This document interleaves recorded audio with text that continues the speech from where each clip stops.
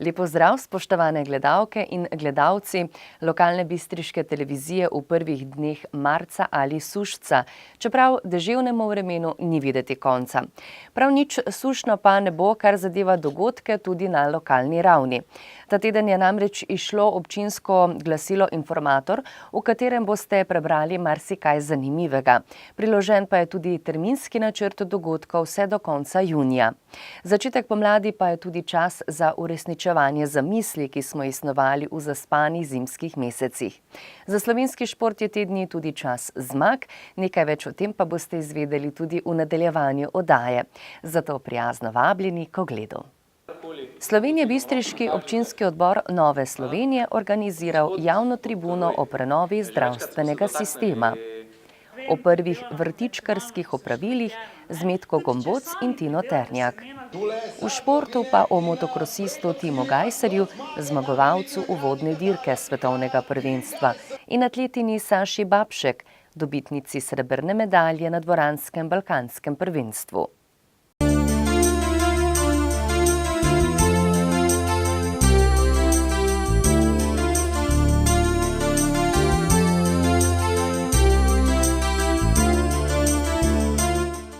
V rubriki Lokalne novice je tokrat o javni tribuni na temo prenova zdravstvenega sistema, pa tudi o tem, kako načrtovati dela na vrtu. Slovenjebistriški občinski odbor Nove Slovenije je za petek 26. februarja v Slomškovem domu v Slovenski Bistrici sklical javno tribuno o tem, kaj naj bi vsebovala prenova zdravstvenega sistema v bodoče. Predsednik občinskega odbora Borut Košič je k razpravi povabil tudi zdravnike in zobozdravnike Slovenjebistriškega zdravstvenega doma ter drugo strokovno javnost, vendar se vabilo razen koncesionarja dr. Janka Roja ni odzval nobeden od povabljenih. So se pa javne tribune udeležili predsednik sveta Nove Slovenije Matjaž Trontelj, poslanec v državnem zboru Jernej Vrtovec in kirurginja Katarina Golc. Matjaž Trontelj je v uvodu orisal stanje našega zdravstvenega sistema. Nato pa je povedal, kaj si stranka želi in z njo vsi, ki se srečujejo z zdravstvenimi težavami. Kaj je pa tisto, kar Nova Slovenija pravzaprav predlaga? In to mislim, da je ključno. To je na podlagi diagnostike, če temu tako rečemo, kaj smo pa mi pravzaprav naredili. Mi smo pa rekli, zdravstveni sistem mora postaviti v središče posameznika. Ne pacienta, ne bolnika, ampak posameznika, državljana, ki je danes, če rečemo, zdrav, in se tukaj izvajajo potem predvsem te preventivne aktivnosti, v nadaljevanju pa, ko potrebuje zdravljenje, da pride najhitreje na to zdravljenje in da se najhitreje vrne v družbo, v podjetje, kjer se dela, da je čim prej sprejet na ta rehabilitacijski postopek in podobno. Se pravi, v prvo vrsto zdravstveni sistem v središče postavlja posameznika. Ne interesne deležnike, ne institucije, ampak posameznika.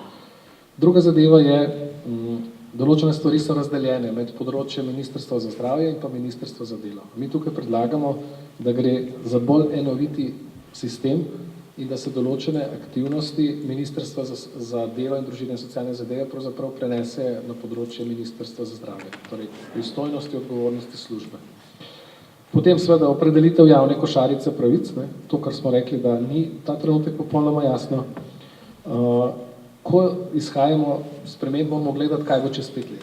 Če danes nekaj spremenjamo, dajmo gledati, da bo te spremembe nekaj let zdržale.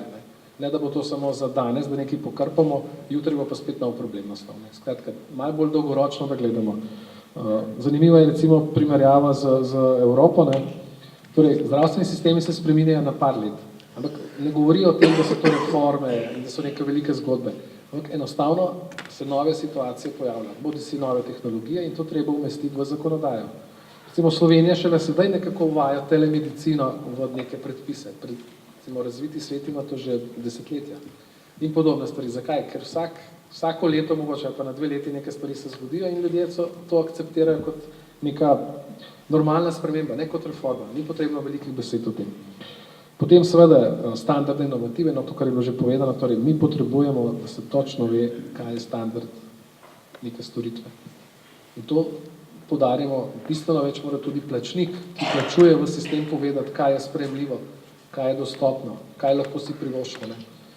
Tukaj premalo se to sprašujemo pravzaprav, kaj kot družba smo si lahko privoščimo.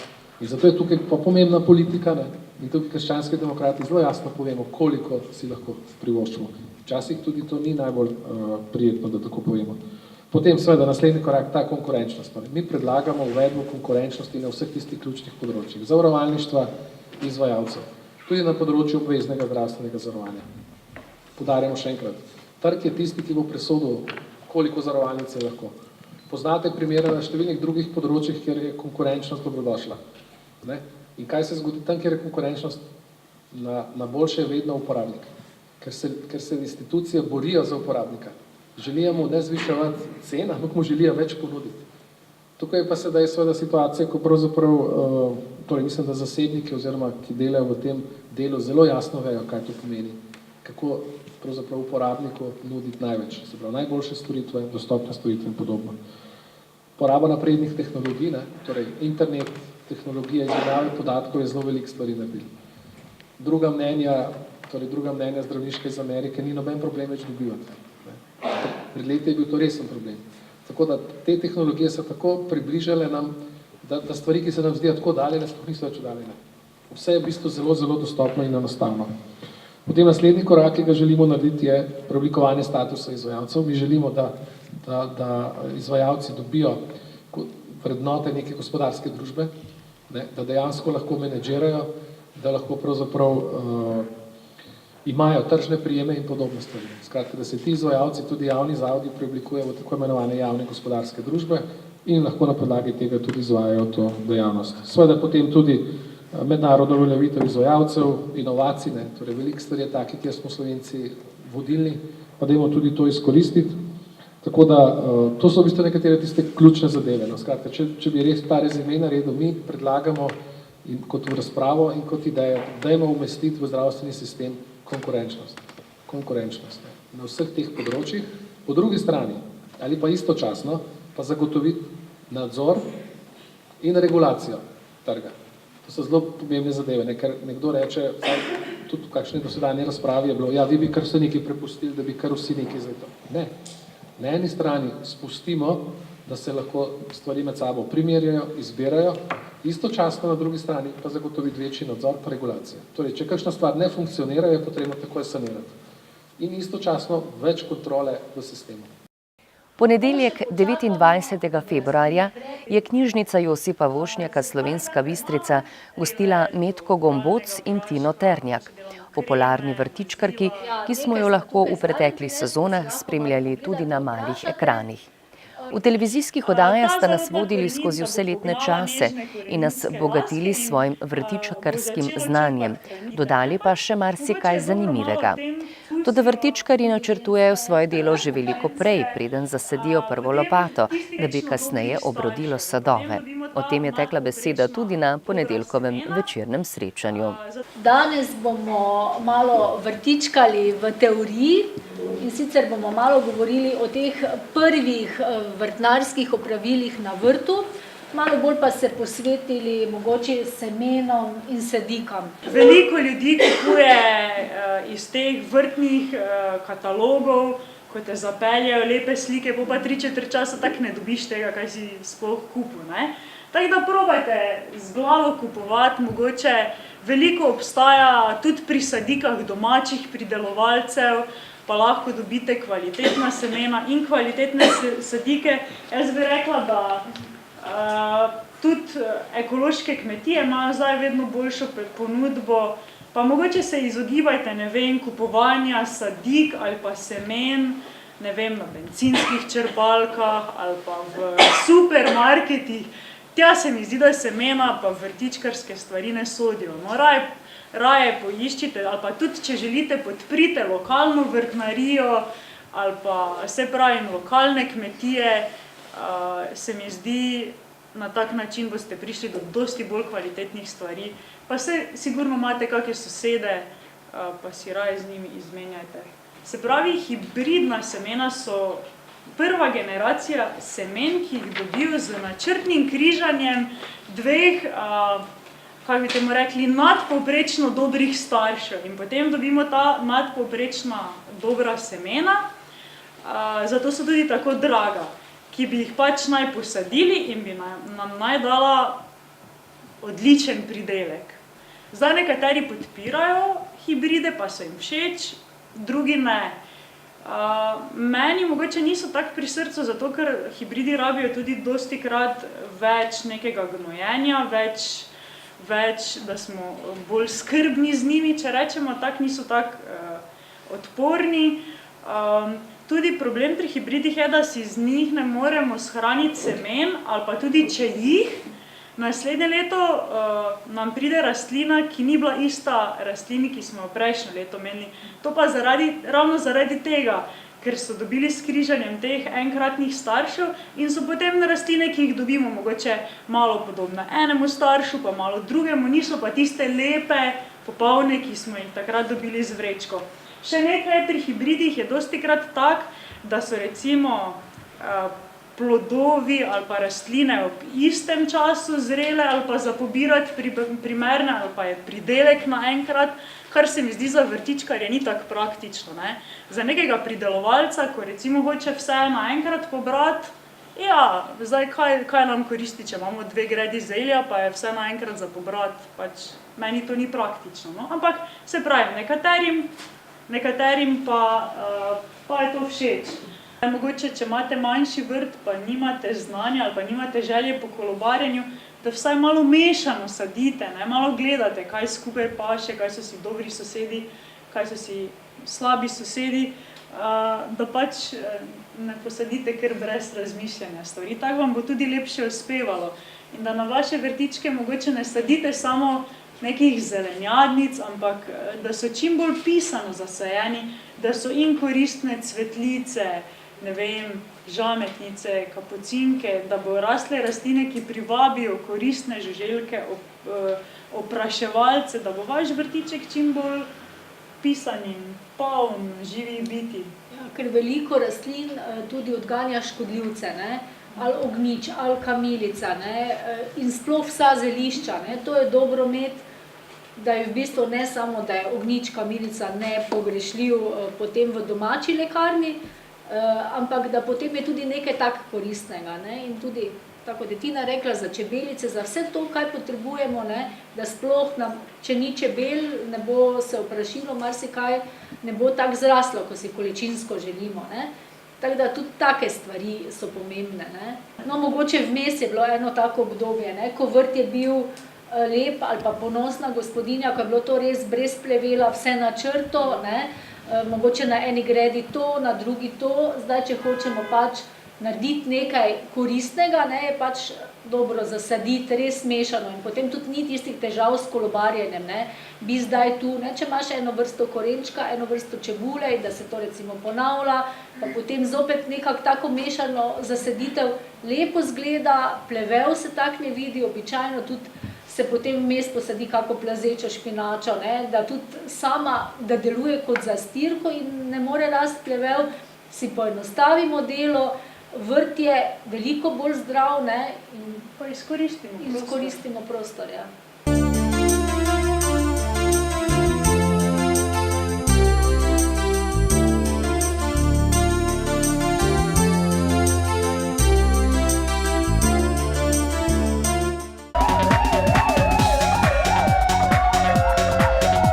V sredo 2. marca ob 9:40 se je na križišču na magistralni cesti med Pragerskim in Leskovcem zgodila prometna nesreča, v kateri sta bili udeleženi 2 osebni vozili.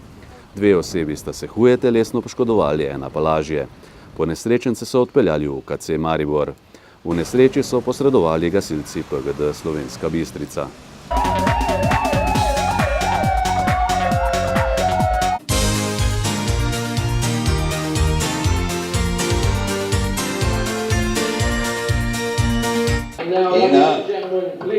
In seveda bomo poslušali tudi našo zdravljico v čast fenomenalnemu Timu Gajserju.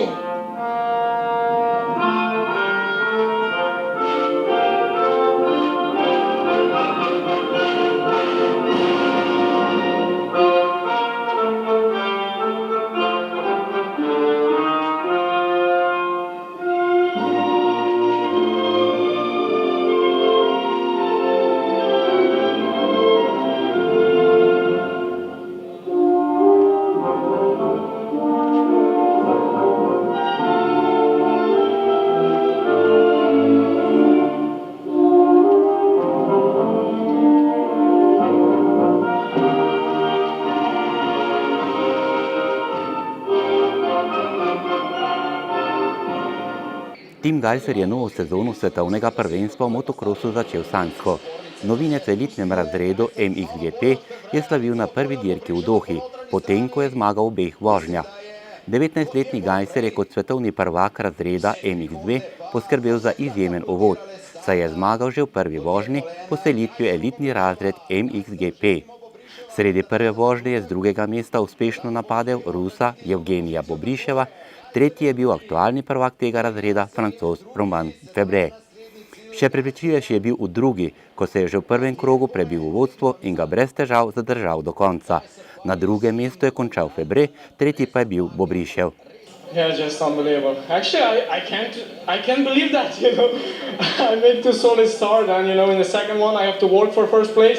I was a little bit further back, but anyway, you know, it was just amazing. I was riding, you know, I was feeling really good on the bike all weekend long, and I just want to say thank you to everyone, you know, all the team, my family, my dad, my brother, just everyone around me, and all the fans around Slovenia and around the world. So thank you very much, guys.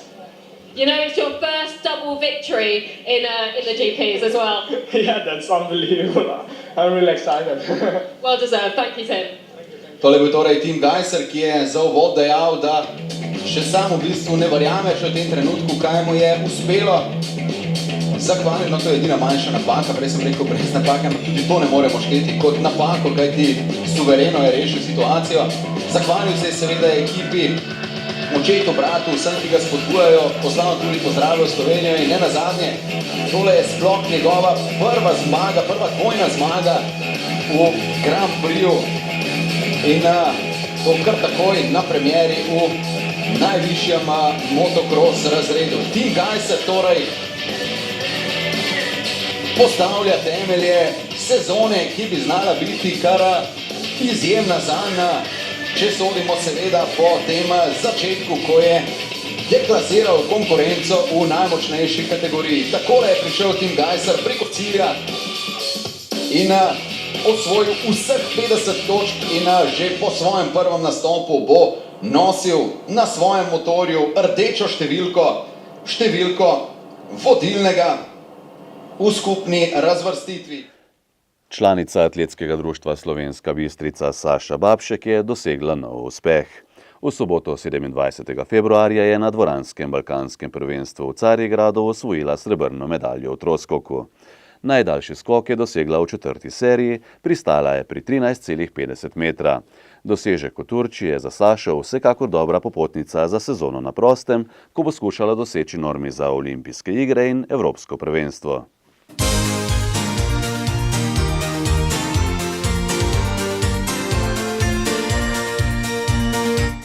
Spoštovani, redna tedenska informativna oddaja se je iztekla. V nadaljevanju pa vas vabimo še k ogledu arhivskega posnetka ene od pogovornih oddaj Veznega člena, v kateri smo gostili duhovnika Matijo Tratnjaka in fotografa Sama Brbrita. Pa ne pozabite, bliža se 8. marec, Mednarodni dan žensk, in čeprav se ga običajno spomnimo le s kakšno drobno pozornostjo, je njegov pomen veliko večji. Pa srečno do prihodnjega tedna.